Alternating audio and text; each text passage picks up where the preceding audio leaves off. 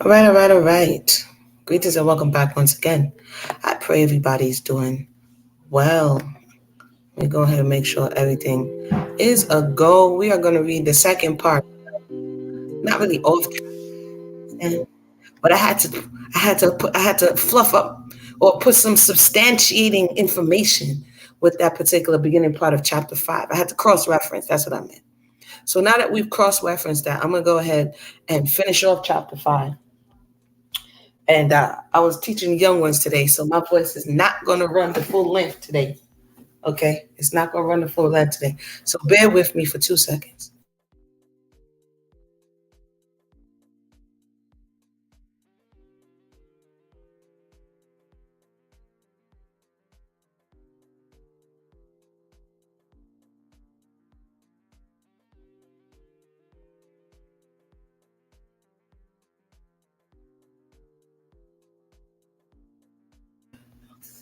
Thank you for your patience. All right, so let me go ahead and finish up this chapter 5 here, and we're going to make it do what it do. All right, for those who just joined us, we are going through this book written by Jasmine Guy about Afeni Shakur, her life, her experience.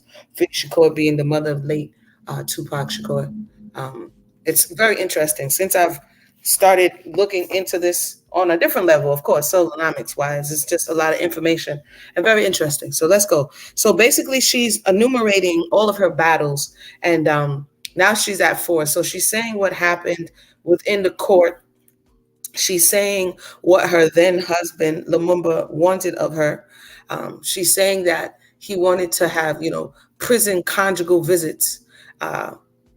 And she wasn't willing to do so because it was, and it was not something that she wanted to do, because it was very base, it was very animalistic.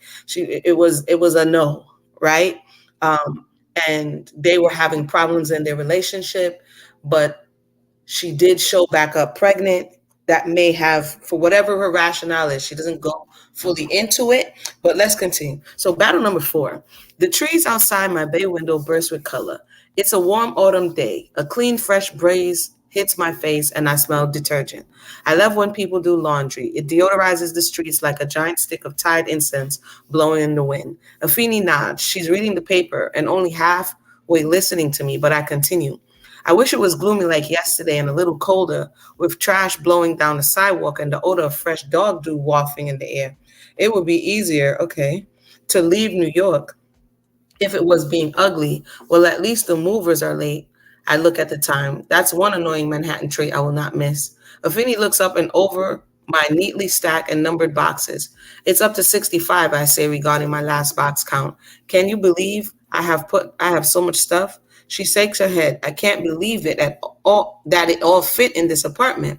What time does Ebony sing tonight? I ask. Ebony Joanne is a gifted, robust nightclub diva with chocolate skin and a vibrant smile. She's also a longtime friend of Afeni's. I wish I could go, but I'm tired and sore. I just want to soak in some Epsom salt, pop a few Advil, and go to bed. Advil. Sorry. I love a Law and Order marathon tonight. I'm leave around 7. I'm not staying too late because I have an early flight in the morning. I think it leaves around 8:45, something like that. She swings her Evian like it's a jug of moonshine, but she doesn't resume reading. Are you going to be all right? I smile at her for knowing how I can get. I'm ready to say goodbye. I assure her. I may cry a little, but that mouse I found scurrying across the carpet last winter kind of helped seal the coffin. Let's say I have closure in leaving this apartment. And like I told you, there'll be others. Thank you for keeping me company while I packed. It went by fast with you here. Afeni rests the empty plastic bottle against the couch and picks up her paper again. The next time I see you, she states with finality, we're moving on from this subject right here. I got more to my life than my Panther years. I know, Afeni, I know.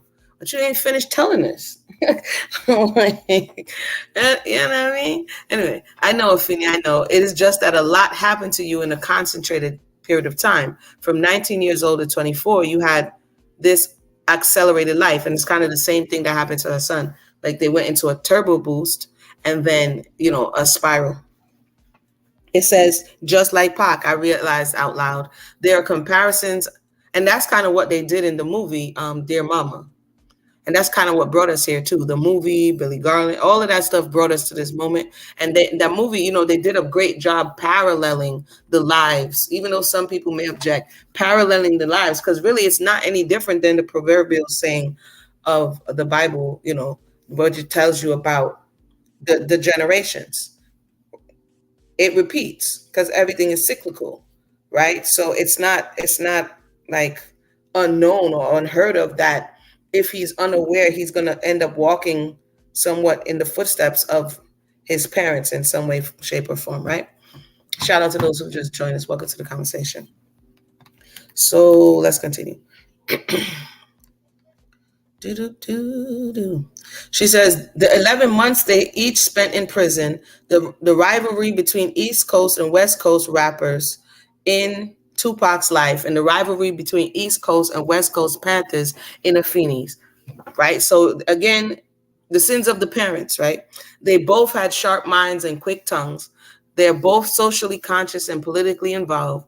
Tupac is definitely Afeni's son, but this is the first time I realized how young they both were when they were thrust into America's revolutionary arena. From 1968 to 1971 for Afeni, and from 1992 to 1995 for Tupac, right? Both of them have that like very short period of time where everything is just like, it says they both live fast and hard. Suddenly it occurs to me, maybe it's not a movie though. Maybe it's beyond the courtroom drama, I suggest. She looks at me like she can't believe I'm saying this. I know it's not a movie. It's a book. Like I've been saying, it is a book and not another Panther book either. Thank you. Interesting. She gets up from the chair abruptly. She seems exasperated, bored even with the Panther subculture. I finally concede. Okay, Afeni, hold up. Let me get some paper. Afeni settles down in the corner of the couch, folds her legs, and pulls out a smoke. I'm excited. I can't believe we're going to do this. We are really going to tell her story. Help me clarify some stuff, or she says ish first. I begin. I need to make a timeline. That's what I had to do. I had to pull out my paper the other day because there's too many dates floating around. Something ain't adding up. She says, I'm confused with the ins and outs of your detention and when the pretrial ended and when the real trial began and all of that. I agree. It's confusing. While I talk, I am trying to remember which box I packed my office supplies in so I can locate a legal pad. Do what you got to do, she said offhandedly, but I'm not good. I'm not that good with dates. You remember the key dates, we'll work around that. I find a blank notebook and I sit with Afeni on the couch. I use a couple of boxes to write on. April 2nd, 1968. She says, fixing on a date. You say they busted in your apartment and apartments all over the city and arrested 21 New York Panthers. Who is they? They, Afeni answers readily, are members of the NYPD Bossy Unit. That was a special division of cops straight out of the police academy that were young enough and stupid enough to infiltrate Panther offices and operations. She says stupid because they had no savvy, no smarts about their situation and what the Panthers were trying to do. They treated them like thugs and enemies of the community. They yelled fire in the apartment hallways, slammed into the bedrooms, knocked the children to the side, pressed a pregnant woman to the floor, belly down, jammed a gun into her stomach and a gun into she keeps saying my husband's face. So even after all this stuff happened with Lumumba, she keeps calling him, even in retrospect, my husband, which I find interesting, right? She didn't says that Negro, he ain't the king, he in Lumumba's face. She says my husband's face and calls us thugs. So who is the pregnant belly lady? That's the question I have. She says, because at this point she wasn't pregnant when they jammed in April of 69. And unless they're talking about some other person who they bust in the apartment, and Shaida wasn't pregnant because she had just had a child the November of the year before, so it may be somebody else. Okay, you were arrested on April 2nd, and you were released on bail January 30th, 1970. Your trial didn't begin until September 1970, right? She says, I'm confused about the 11 months before you were bailed out and what was going on for a year and a half before the trial. So that's a good layout right there to show that she says that she was celibate for that amount of time that she was in jail. And then when she came out, from the January to the September of the pretrial, she was out doing speaking engagement. Call it February because January 30th, right? So call it February to September, and September is where the pretrial begins. And September is also when Tupac would have had to been conceived. Okay. So something happens in that 8-month span. She says, I'm confused. Okay, boom. First of all, know that at this time, 1969-70, this NY21 trial was the longest trial in the state's history. The pre-trial hearings didn't begin until February 2nd, 10 months after they were arrested. So that's what I'm saying. She gets bailed on January 30th, and then 2 days later, the pre-trial begins. So maybe this is when, because they said that they had to get all of the defendants together for pre-trial. And so I don't know if it's in this space that they're arguing about what they're going to be doing, because how is the communications going between her and the other ones? It has to go when they have to come together for this conversation, right? So it says, she says, second, state Supreme Court Judge John Murtaugh halted pretrial hearing for an indefinite period of time. This had never been done before. And after, I think, 4 weeks of this delay, a letter was written to Judge Murtaugh from the plaintiffs demanding a fair trial. The letter is in the Whirlwind book, I asked. That condemns the justice system and confirms how futile it is to have a fair trial in America. Yeah, that one. Afeni twists a small dreadlock on the back of her head. How long were you out on bail? She says she got out on January 31st, 1970. Trial began in February. Dhoruba and Set absconded February 8th of the following year. She remembers that. She remembers that. Again, we went over yesterday the video when the Dhoruba, who she's referencing, says what happened, that even that they did try to abscond. I don't think he actually made it all the way to Algeria. He ended up having to go underground, according to what he said.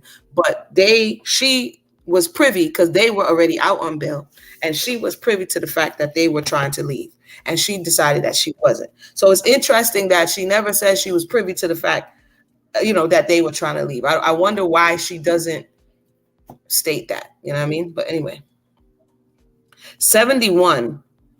I'm writing, I'm going to have to make a timeline, I think. You already said that. 71, she confirms. She says she got pregnant while she was out on bail. She never thought she was going to spend the rest. She said she never thought she was going to spend the rest of her life in jail. She was never getting out. She said, no, she says, I never thought that I was going to spend the rest of my life in jail. She says, I was never getting out, and that's why I wanted to have this baby. Oh, that she wasn't, because I was like, that don't make no sense. Okay, so basically she didn't think that she wasn't going. She thought this was it. Everybody was spelling its face in 150, right? And she thought that this was it. She says she was never getting out, and that's why she wanted to have this baby. Interesting. Because the context of how so when he talks about, Hail Mary and dark spirits following him and the thoughts that he has and the stuff, if you go back now and read some of the lyrics and wondering, where is he getting this from? Why is he feeling this way? What is going on with him, right? If you look at the conditions, I keep saying this, on which he was conceived and the thoughts that his mother was thinking, the walls are closing in on her, and she thinks that she's going to be locked away forever, and she has a limited amount of time to do what she needs to do. And so she says that that's why she wanted to have the baby. Not because she loved Billy, or that they were in a relationship, or that he was rubbing the belly, or that she didn't love Namumba, or whatever. She thought that this was her last chance to have a part of her free, right? She says because she wanted to leave something here. She was going to jail for 312 years, she says. That's what they were facing. She says, but her sister was out, and her sister, Glow, is the one who's in the movie, right? She says, if I thought I was getting out, listen to this, because this part, when I first read it, I was like, whoo. She says, if she thought she was getting out, she never would have had the baby. She probably would have gotten an abortion. That's deep. Let me put that one right there for a second. The situation is one that, you're looking retrospectively, you don't know where your mind would be, right? But she's saying that A, she told us before she didn't think she can get pregnant. B, she and the one that she loved was in contention back and forth, and he's in jail, and all of this stuff is happening. C, the pressures of now being in a leadership position and being responsible among others is pressing on her. Okay. I don't know how she ends up with Billy Garland, but she gets pregnant. But my question is, does she really know that she's pregnant? At what time does she find out? It's not like, that was it I'm gonna get you, sucker? When she's like, I'm pregnant, and he was like, how do you know? And she's like, I know my body. Did it take a while for her to realize that she was actually pregnant? Was it when she was showing? Was it some women don't find out to 2 months, 4 weeks, 6 weeks out, right? Because having this child, the decision to have the child and show your hand had to be a tough one. And according to what she's saying, the only thing that pushed her to this point to have the child was beyond her fear of whatever retribution. It was the fact that she thought she wasn't going to see the light of day. And if she thought she was going to see the light of day, there would have been no Tupac. Let that one sit for a second. If she thought she would have gotten out, there would have been no Tupac Shakur. Okay. She says, I think how hard this is for her to say. Exactly. That's some hard stuff to say. Knowing what a beautiful baby she did have and knowing what a life she had with her son. But that was her truth then. And I know it was true because of the certainty in her voice. Again, she risked in doing what she felt she had the right to do, which is if he gonna do it, she gonna do it. But a lot of women don't realize that, especially in this day and time, and I know it's most unpopular, okay? It's most unpopular. But it used to be a song that says, girls, you cannot do what the guys do know and still be a lady. It's a Caribbean song, okay? Thinking that you can do what, first of all, when men do it, it's wrong, okay? When women do it, because she's a receiver and she nurtures and she expands that which has been given to her, exponentially what she is doing, she carries beyond what the male carries. So comparing the woman to the man and trying to do what he does, it to me, it don't make no sense. To me, it lacks not only a level of understanding and maturity, it lacks a level of spirituality, because the woman multiplies. So what is happening in this culture in today's space and time is that women are trying, as she was often trying to do, to be on par with the man. I'm not saying to be less than, meaning to have the same behaviors that he does, and thinks that it's going to have the same effect. It doesn't. It doesn't. We don't play those games. So anywho, she goes on to say, and maybe it isn't so hard for her to say as I think it is. She has lived this truth and worn this truth for many years. Maybe it's not that hard for her to say. It's just really hard for me to hear. I mean, the reality is, if she thought she was getting out, there wouldn't have been a Tupac. Because she lost a lot behind. Like, she's still calling Lumumba my husband, right? Because you didn't think it was going to go down like that. Right. So there were 196 felony counts. She continues. There were 21 of them arrested and 13 that went to trial together. When the black man who she later found out was a master of classical music, she says, what black man, I asked? The jury foreman. When he got up and said 156 times for 13 people not guilty, he made it a ballet. Yeah, they talk about how he kept saying not guilty. It says that black man stands up and makes it a ballet with 2 words, not guilty. He says it in every tone he can say it in. Ingram Fox, I'll never forget him. He was West Indian. My husband, again, she keeps calling him her husband. She didn't let him go. My husband is the first one to be read, and by now the courtroom is shrieking, because if Lumumba is off, then everybody is off. Lumumba is the hardest part of the case. If anyone is convicted, it is him. Give me 1 minute, because these young, I can hear some. Give me 1 minute.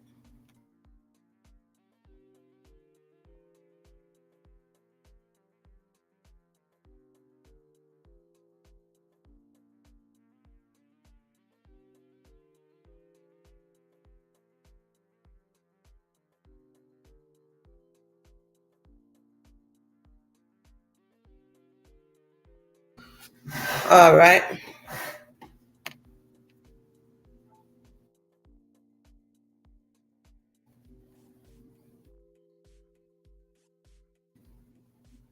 All right, all right, all right. I'm back. Yeah, it was getting a little raunchy out there. You know what I mean? Making all this noise. What in the world? Anywho, so she keeps calling her my husband. Therefore, to me, if that's a possessive pronoun, right? It's not, she's not saying that dude, such and such and such. She didn't remember in the beginning, she didn't even give her grandfather a name. You know what I mean? So the fact that she's using possessive pronouns retroactively, you know what I mean? She probably didn't really fully process that loss. But let's continue here. This was, it says here, if anyone is getting convicted, it's him. So when he isn't convicted, we already know, she says. Afeni smiles and looks at me directly. The jury was out for 90 minutes. When they sat down, they took one vote and they miraculously voted not guilty. This was all highly publicized in the New York press. She says, I mean, Maury Kempton followed the case closely and followed you in particular. I get up because I remember an article I want to show Afeni. I hope I can find it. Maury Kempton was there every day in the courtroom, she says. God bless him. That's what his book, The Briar Patch, is about. The New York 21. I think I came across this book. Hold on. I think I came across this book. Doo-doo-doo-doo.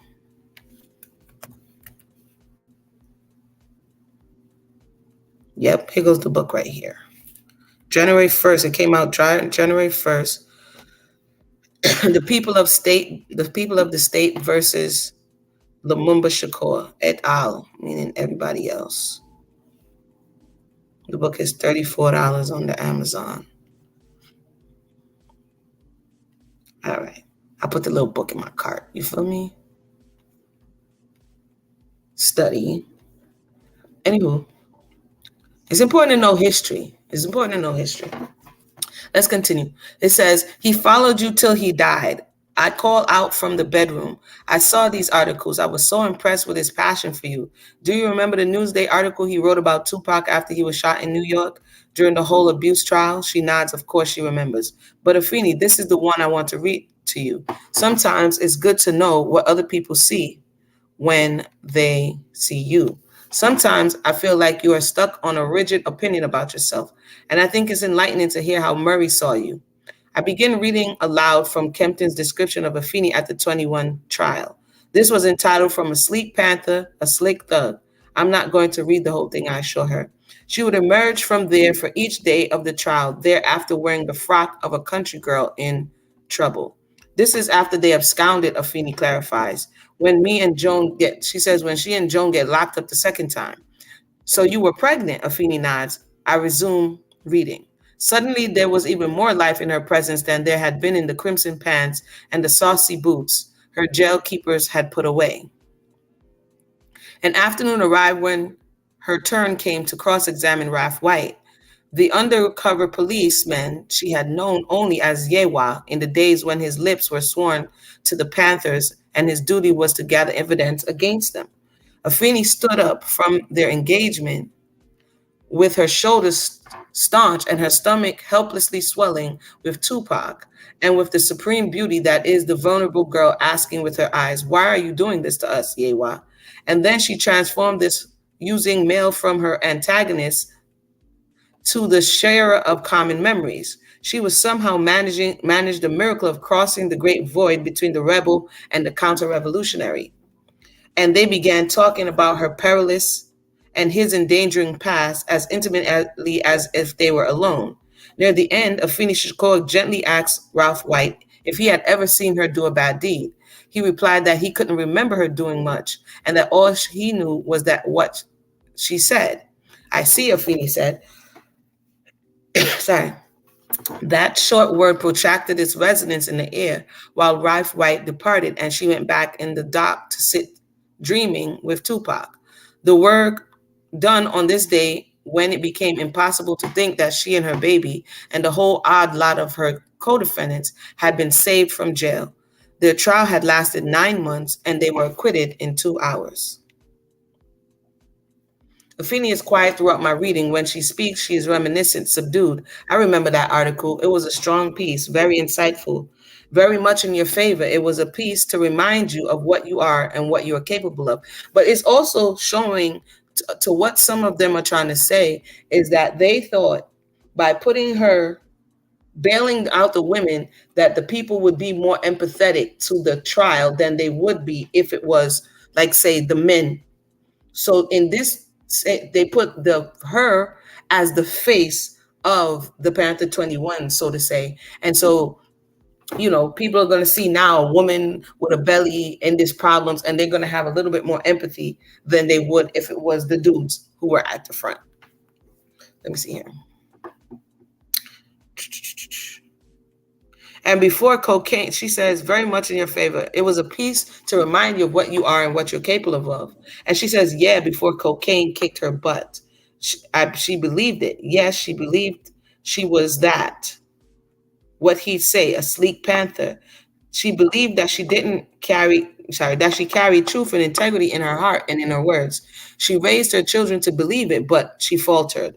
And that is Tupac's story. His mother faltered. And that was devastating for him. She says, I can't deny him his story. My addiction, her addiction, is part of his story and her daughter's too. She says, I wanted to skip to the head of the class. I wanted to be up there without doing the work or learning the lessons. And God said, no, you got to learn. I can't blink my eyes and get there fast and furiously. In fact, it's better not to go than to go that way. She says, no, Tupac was right to tell his story. At first, she felt raw, exposed, and betrayed. But that was his right, his story to tell. Tupac was right. And, as we know, he told the story in different forms, but one in particular in the Dear Mama song. She says, and Murray Kempton was right too. That's all I wanted to say. Sweetness, I understand what you're trying to say and I appreciate it, but I can't afford it. She says, my ego, my arrogance can't afford it. I have to deal with reality, truth, not half truths, not kind of truths and facts. Why she keep saying that, but we ain't getting the full truth of the situation? Anyway, and this right here, she pats Murray's article is true, yes, but it's not completely true because it eliminates my arrogance. But you're not telling us if it's true that they were telling you that you chose not to. The way you're telling us is like they are just abandoning you. You showed up in court and then everybody just left you. That's not a full truth either. I mean, that's probably how you may have felt, but that's not, Let's see, Nasha. I'm going to come see what you're saying in a minute. We got a few more pages. Sorry. It says here.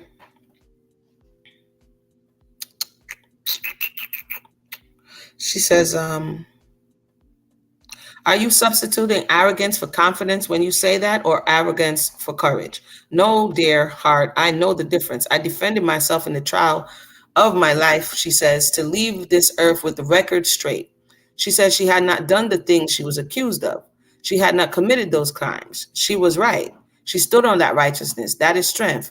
But what was arrogance, for example, was going to court high. So now she's telling on herself, saying that she was going to court high. But question, if you were pregnant and when when the trial started, if you were pregnant, how were you going to court high?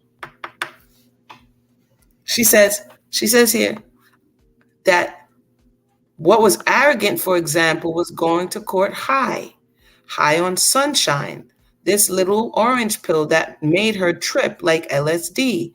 She was going to court tripping. She says sometimes before pregnancy, when she was in jail, people would give cocaine through the lawyers, a lot of cocaine, and they would sniff it real quick. Let me get this straight. So that's why every time she's trying to tell her about how good and great she is, she's like, "Nah, you don't know the half, shorty." So you was doing some stuff in jail, and then if you were going to court high, that had to mean that you were ingesting drugs while you were pregnant. So even though you wanted a piece of you to survive afterwards, you were still self-sabotaging to a certain degree. And if that's the case, that would mean that the fetus was exposed to narcotics in the womb. She says, so she would do that. But then I'd be in court objecting on sunshine, she says. She didn't hallucinate, but her mind would trip. You could only do this if you're young and stupid. Arrogance. It was so what in the world? Was your own stuff while you was pregnant? It was arrogance that gave her the right to waltz into Shaida's house with her man on her arm and say, "I'm the second wife. Move over." How dare I? So to me, the way she keeps coming back here, she really, to a certain degree, regrets her behavior at this. It doesn't seem like she regrets a lot, but it seems like she regrets this.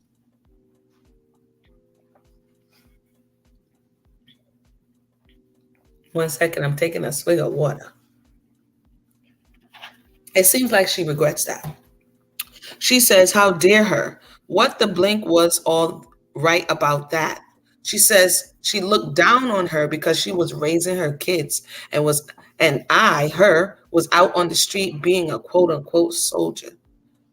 She says, "Me and Lumumba would come home from whatever we were doing in the street, and dinner wasn't ready. Shaida was drinking cough syrup all day.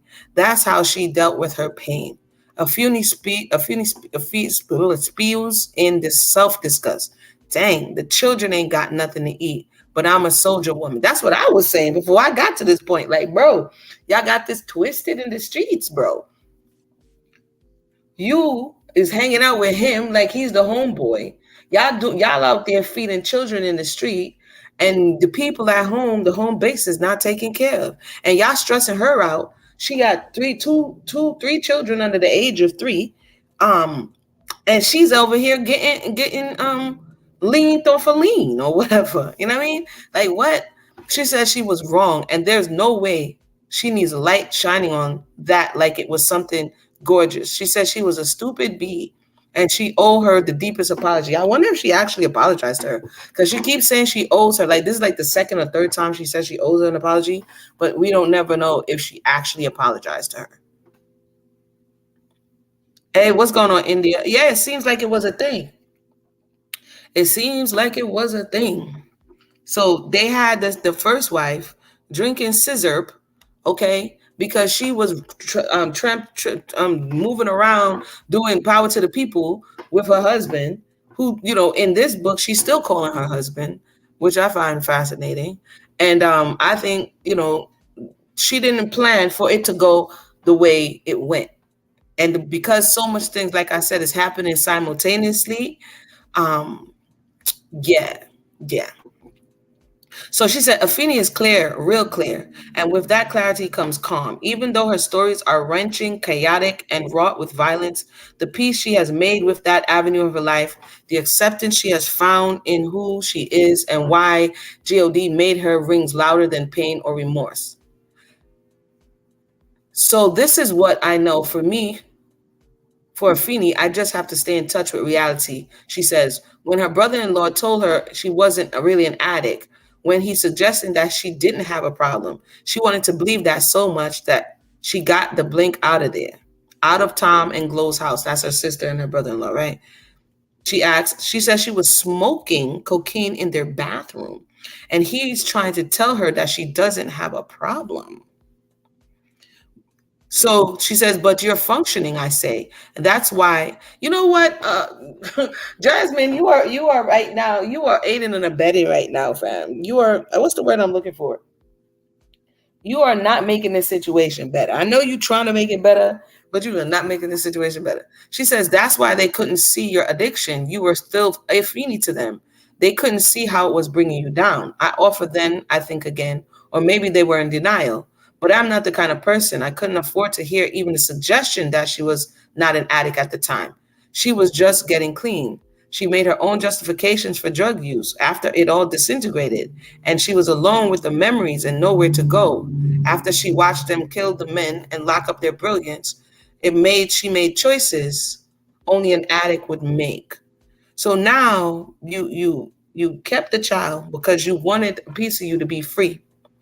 But you also wasn't prepared to keep the child because the relationship in which the child was created was not stable.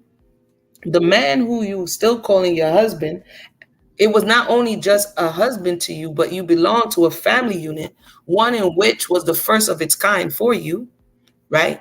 And so now not only is that gone and everything that you were fighting for to a certain degree compromised, okay? Now you're left with a child without its father who, if it was up to you, knowing that you would have been free, he wouldn't be here. So this is before he's Tupac. This is before everybody's screaming his name. This is when he's hungry, when you have to feed him, when you have to bathe him, when you have to look out for him, when you have to teach him, when you have to love him. And during that time, you're going through all of this and you have turned to narcotics and possibly you exposed it to him in the womb. So we don't know how this may have adversely affected him as well. Very interesting stuff. Let's continue. She says, her addiction was not just to substances, but also to people she continued to keep in her life. She stayed right there with those people, never moved on. All the time, the men were being killed viciously, being arrested, disappearing, and she just stayed. And she believed in her heart that this was it. These were her people. She didn't know uh, she didn't know that she had a choice to get out. So I think she goes, let me not miss thing. I think she ends up in the Black Liberation Army. So it's trauma after trauma after trauma. It's not like she gets out of that and then it stops, right? It's not like they get not guilty and then they go back to their white picket fences. Um, Hold on one second. That's not what happens. She she stays right there. And one after one, this one is out of the country. This is happening to this one. This is happening to such and such's child. This is happening to. So what she's saying is to add insult to injury. It continued that there was no there wasn't any relief, so to say. All right. Doo-doo-doo-doo. And that's traumatizing and re-traumatizing and traumatizing and re-traumatizing. Let me see here.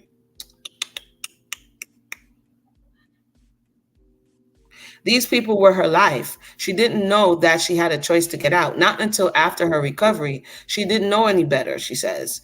Even when she was smoking crack at her worst, she would say, God, how is she going to get out of this? And he would say, well, for you, there is no way out. Where would you go? That's what God was saying to you? Really? She says she thought the reason she was getting high was to quiet the vision of all the people dying and all the violence and trauma. So she would say stuff like, if you stood in her shoes for 1 second, your behind would be high too. And she believed it. So basically, you have to remember she never felt, and that is the end of chapter 5. So we have to remember to a certain degree, she never felt comfortable at home. She never had a cohesive family unit because the male structure within her family, as she described it, was abusive, mean, and nasty, right? And so some people find their ways into groups and organizations, into gangs, groups, organizations, because they're looking for a home. They're looking for people that they can identify with. And because she found this early on, she that what the camaraderie, the family, the mission, the all of that early is all tied together for a very long time. Just like she's describing, she didn't think that there was anything beyond that. But it's also dysfunctional, much in the same way that it was dysfunctional within your family. Now it's even more dysfunctional because you're getting injured and re-injured, injured and re-injured. So that's just wild and crazy and interesting to know how she gets to when you read and listen to Tupac's Dear Mama song. I don't want to spoil it. What time is it? What time is it? Let me see how much we got on this chapter 6. I would have to make a whole new thing for chapter 6. We're halfway through the book. Let me know. Should I go on and read a little bit of chapter 6? That's going to throw off my whole heading and stuff. I don't feel like going and doing any editing and all that other stuff. Give me a second. Let me see what time it is. 9 o'clock. 9 o'clock. Yeah, we're going to leave it here. Let's just go look at Dear Mama and see if we can understand that when she says that Tupac had a right to tell his story. Now we can understand where that, the dude must have. Did she say she was on Sunshine when she was in court? Were you popping pills while you were pregnant with him? Because remember, she had an experience, a traumatizing experience with her friend Sandra, if I'm not mistaken. And Sandra is taking drugs while she's pregnant with the child who she ultimately loses her life. So her being exposed to someone who took drugs while pregnant wouldn't have been like unheard of. Okay. So let's read the Dear Mama lyrics. We're going to do that because that kind of goes with this chapter. This is him telling her story, his story a little bit. So basically he says when he was young, me and my mama had beef. I'm not going to rhyme it, right? 17 years old, kicked out on the streets. There's an interview she talks about often about she's not able to get herself financially on her feet. Based on her past political activities, she's not able to find gainful employment. So financially, they're in a crunch, right? Now, you also don't have the father of the child, don't have the father of your children. Many people have absconded. You're all alone, right? And before you told us earlier on in your life that you felt like you had to become the man because there are no men around or they weren't being men, right? So you had to embody this masculine energy. And now you're responsible for this 17-year-old and you're trying to give him what you know, but at the same time, you haven't mastered the stage that he is now at. So for him to say, whether it's true or not, for him to say that you kicked him out, what was really going on in the household at the time? If you sent him to live with the friends, and I think we're going to hear a little bit more about that as the chapter goes on. Trust me, you're going to want to come back for chapter 6. That journey is crazy. Okay. He says, though back at the time, I never thought I'd see her face. Ain't a woman alive that could take my mama's place, because oftentimes children feel, no matter what, that their parent is their parent, their mom is their mom. Suspended from school and scared to go home. He says he was a fool with the big boys breaking all the rules. Whether or not this is when you go to California and now, don't want to longer go to school. I don't know if you were just rhyming. I don't know. Because when you're writing songs, when you're writing songs, if you're going to wholly stick to the truth of a situation, then your song is not necessarily going to rhyme. You know what I mean? So sometimes the song may have 95% truth, but they want it to rhyme. They want it to flow, as you say. And so therefore they may put something in there that flows, but not necessarily be exactly what happened. Okay. He says, I shed tears with my baby sister over the years, which is, again, we found out Set, which is the daughter that Afeni had with Matula, who passed a few days ago. But that's also, again, the name. She's the namesake of Lumumba's daughter, who was born 8 years earlier. I just think that's interesting. He said that we were poorer than the other little kids, even though we had different daddies. And that means the same drama. When things went wrong, we blame mama. So this would have been something in the forefront of their minds. That part is true. They did have different fathers. And one of the contentions might have been that she knew who her father was, but he was told that his father was dead. And this is Billy Garland's contention, is that he was told he was misinformed. Now, why she said that? Again, I think it had to do with where their relationship ended up. And again, that's why I think that whole long interview he did, he could have told a little bit more about how you really ended up being with this woman and what really happened for, her to not want to even acknowledge you as a child's father. Anywho, He says he reminisced on the stress he caused. It was hell hugging on my mama from a jail cell. When was your mother in jail, son? I don't remember that it said she was in jail at this point. So we don't know how that one worked. Anyway, and who think in elementary, hey, he'd see the penitentiary one day? What? He did see the penitentiary. I don't remember. When is this song written? Tupac, were you foreshadowing? When was this? When was Dear Mama written? This is one of the earlier songs. But let's continue. Where are we here? Okay. Okay. And running from the police, that's right. Mama catch me, put a whooping to his backside. And even as a crack fiend, this was the line. This is the line that lives in infamy. Because everybody was like, huh? Like, who does that, fam? You feel me? This is him. Let me see when this thing is written. This is him, like, I don't care. When was, or this is him purging, you know what I mean?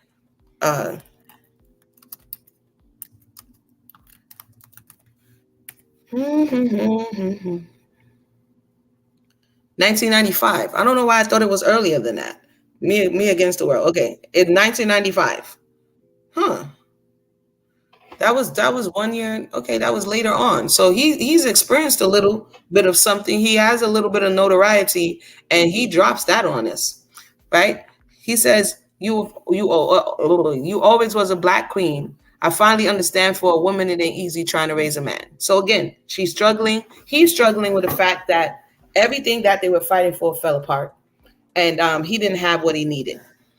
You was always committed, a poor mother, single mother on welfare. Tell me how you did it. Again, they don't have the things that they need. Jada Pinkett, who everybody, you understand, who she can't let go of her Pac days. Yeah, India, I thought it was earlier than that, but it says that it was 95. Jada Pinkett can't let go of her Pac days, right? Everybody, you know, one of the reasons to me why people can't let go of something is because you weren't able to make peace with it, right? Everything is not making sense. It happens so quickly that you can't make peace with it because you're not able to come to terms because of the way in which it happened. And so 20 plus years later, people are not able to let go. A, because some of them don't want to, but B, is because there's so many unknowns. Who did it? Why did they do it? There's so many unknowns that it continues to keep people's minds engaged because they're missing pieces, right? It says, right. So she's on welfare and she doesn't have the monies and the resources to take care of her children. And the men who were supposed to be these strong men, they were gone. Okay. So let's see here. He says, there's no way I could pay you back, but the plan is to show you that I understand. You are appreciated. Okay. So this is his retrospective. And then, later he goes into all of that. Okay, now here, this is where Billy Garland was all over there like, why would he say that? And I'm like, I don't think he was talking about you if he didn't know it was you, right? He says, now ain't nobody tell us it was fair. No love for my daddy because the cow wasn't there. He passed away and I didn't cry because my anger wouldn't let me feel for a stranger. But this is also interesting. Pause. If Dear Mama was released, okay, we don't know when it was written because you can write something way before it's written. But in 1995, it's released. I don't know when he pens it, right? But when he shot, timeline, people, timeline. When he shot in New York, the year is 1994. And according to the father, Billy Garland, this is the first time he shows up to him, and he goes to the house with Jasmine Guy, and Afeni is there, and he's aware that this is his father. So the fact that this is released a few months later, by this time of this release, he would have known that the guy who it was said to be his father wasn't his father. But it's still within the conversation. Let's continue. So there's a possibility it could be the person who they told him, which is, let's just make it clear, this is a grave injustice. You feel me? Afeni says she prides herself on being truthful and honest. This is one of the places in which she greatly robbed him the opportunity to deal with whatever he needed to deal with at an earlier age. Don't rob somebody the opportunity because you said you chose to keep him because you wanted a piece of you here. Now, the way that life had it, you were going to be out and he was going to be out. And the whole time he's in New York, his father's over, on the other side of the Holland Tunnel. Now, if the father had rejected him, walked away, said he didn't want anything to do with him, that's very different, right? But robbing the child even the opportunity to know that they have grandparents and they have siblings and they have, I mean, that's kind of, that's kind of too much. And that caused all of this trickle down. So a lot of people, in the spheres, I'll just call it the spheres, it's like, you see, this is what, and this part you have to call a spade a spade. This, because of your own issues, caused a lot of pain for someone else.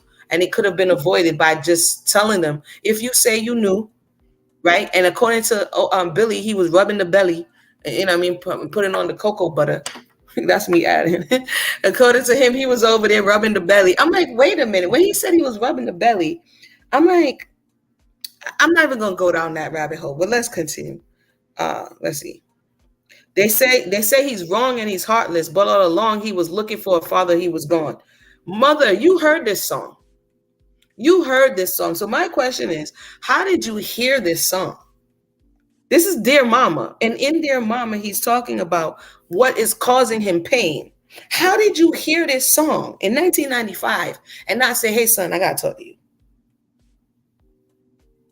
But again, by the time this song comes out, even if you didn't know it when you wrote these lyrics, by the time the song comes out, you've seen the guy face to face. So now my question is, were you throwing shade?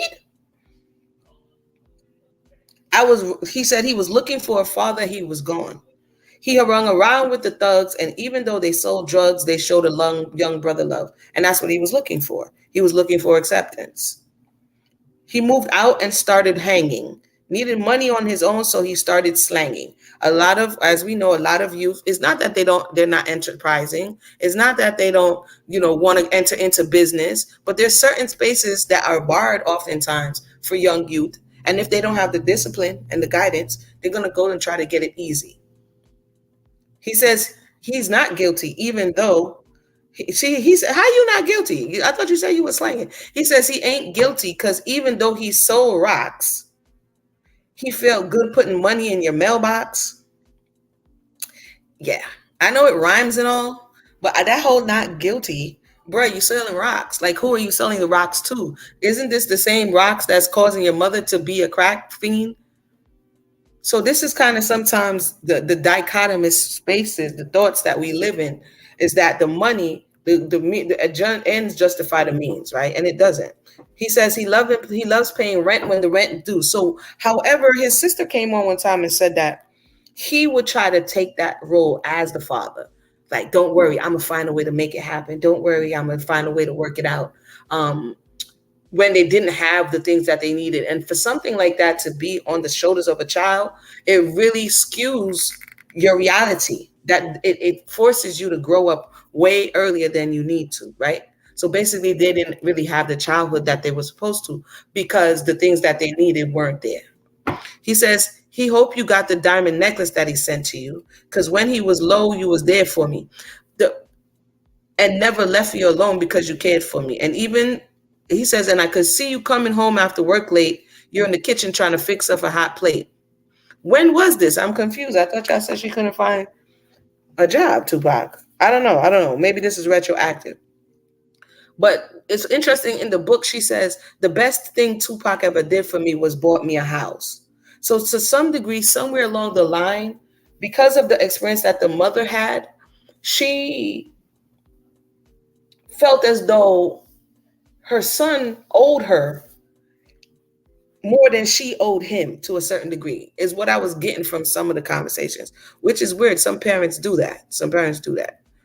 It says, you just working with the scraps you was given, and mama made miracles every Thanksgiving, he says, but now the road got tough and you're alone. You're trying to raise two bad kids on your own. Who was telling y'all was bad? Sometimes when parents are stressed, they keep saying the child is bad. Who told you was bad? And there's no way that he could pay you back, but his plan is to show you that he understands you are appreciated. His father tried to come on and said Tupac told him that this song was for all mamas. But how is it when he is very specific? Like, why you trying to take their mama from the lady? This is very specific, right? This is very specific. Two children, him and his sister, different daddies. This is not just like a general song. But I wasn't there, so maybe he did. Now, he says, pour out some liquor and he reminisced because through the drama, he could always depend on his mama. And when it seems like it's hopeless, you say the words that could keep him back in focus. So when you look at even the documentary, this guy is going through a lot of pressure. Sometimes people are looking at it and you're like celebrating people while the person is perishing in front of your face because their pain seems to be entertaining. I don't know what in the world kind of world we live in. You feel me? People's pain, I don't know why that is entertaining for people, but nonetheless, um, he's going through a lot of things according to what the people around him are saying. Uh, from the accusal of the woman to his problems, he was spiraling. He was spiraling. And as somebody, that person born around that time, if they're not grounded, they say different elements rule different times of when we were born, right? Different elements. So the element that rules the time that he was born, that it's most is wind, air. Okay. And so these people usually are excellent communicators, but air also can take you here, there, and everywhere. It doesn't ground you. His mother is born in January, and she has a grounding, an earthing element. So you hear him saying that anytime there was some issues going on, he could always count on her to get her back in focus because she deals with the earth in the sense of that's the energy that's dealing with grounding the person. So certain people, if they have certain type of other people around them, even if you look at the footage of the end of which would be the last day of his life, he was out of control.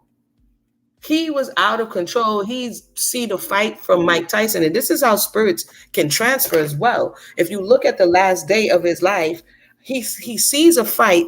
It happens quicker than they expected. There's excitement in the air. There's energy passing. And that's infecting other people. And he doesn't feel fully satisfied. It doesn't look like it because he's marching around like, woo, the last time he turns to the camera and he's on level 10. You know what I'm saying? Because when it's like a whirlwind coming in and you're not able to control yourself. So all it took, according to the reports, is one person saying, hey, that guy right there. And then boom, you fly off into a frenzy, but ultimately causes the last time that you're going to be able to do this. Right. So, it's lessons to be learned from this to know what type of person you are. And even though other people could help to balance you, you got to find when you're out of control so you can help to balance yourself. He says when he was sick as a little kid, to keep him happy, there was no limit to the things she did.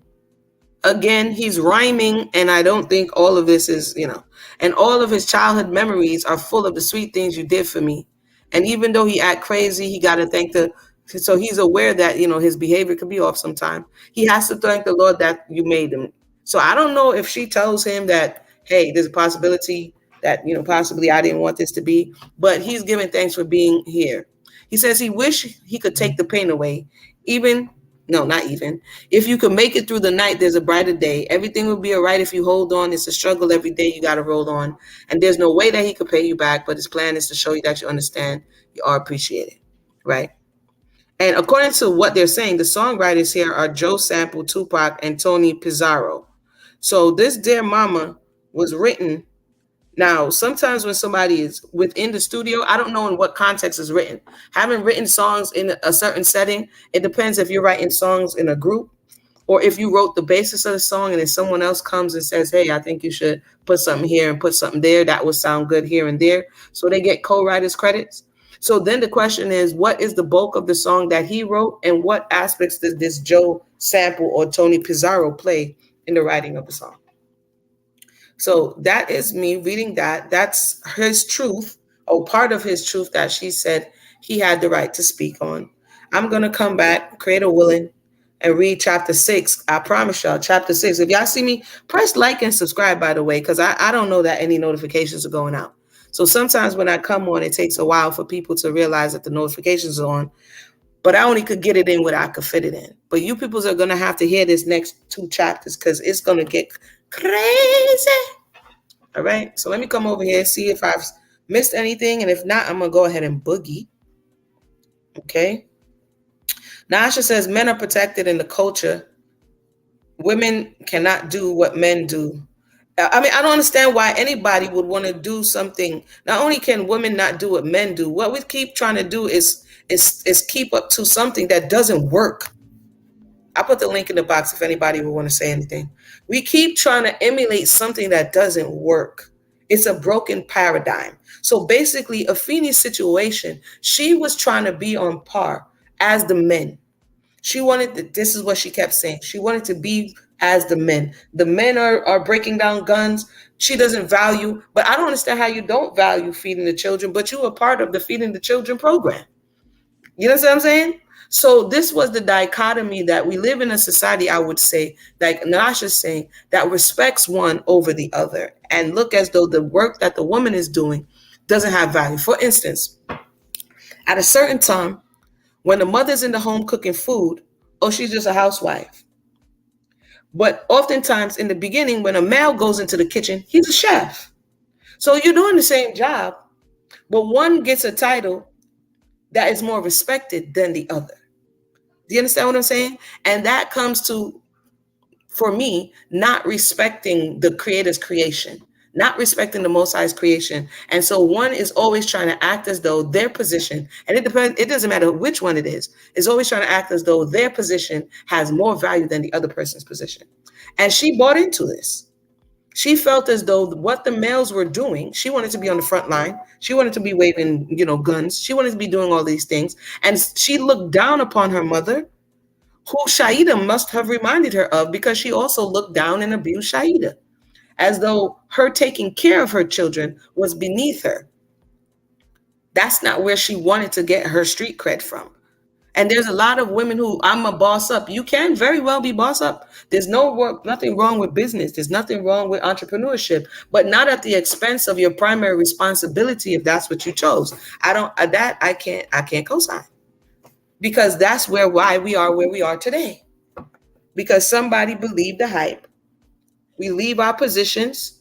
We think somebody else's job is more important, and then all the bases are left uncovered.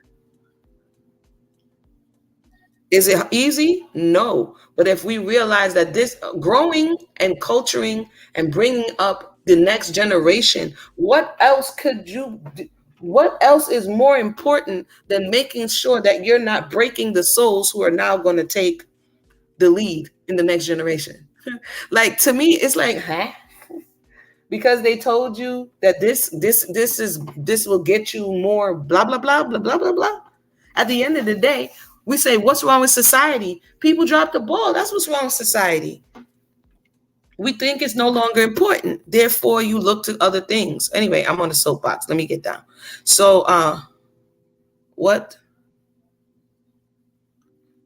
Okay, we went over this cough syrup. Yeah, so I don't see any more questions or comments. So that's my thoughts on that. And in retrospect, based on what she was saying, she realized that it was wrong. Because what your children needed at that time was you. The same way y'all wanted to be there for people who needed health care, people whose children were hungry, the same way y'all wanted to do that, your children needed you. They needed you to be present. And this is part of the pain. And in addition to that, they needed you to tell them, hey, this is your father. Whether you like it or you don't like it, this is your father. You know what I mean? Anywho, let me see. Let me go ahead and like it. This is your father. All right, anybody. Any more questions or comments? Anything you want to share? How you liking the story thus far? See, people be slow to give the feedback, and then when I be like on to other things, they be like, "Amuna, what happened to the story?" I'm like, when I'm here talking, asking anybody if they have any questions, everybody is quiet. Press the like button on your way in or your way out. Everybody is quiet. So that's chapter 5. I'm reading from Evolution of a Revolutionary. Okay. I've cross referenced a lot of things. Let me drop this other book in here that was also referenced, which was Look for Me in the Whirlwind. If you're on archive.org, you can check it out at 1 hour at a time. It has the story that was written in 1971 for the Panther 21, and it kind of gives you a look into their lives. I read from it when I looked into Lumumba's, where he was coming from, Afeni's backstory as well. And yeah, so with that said, we'll come back for chapter 6. I'll rest my voice up, and we're going to talk again soon. Everybody have a blessed day. 1.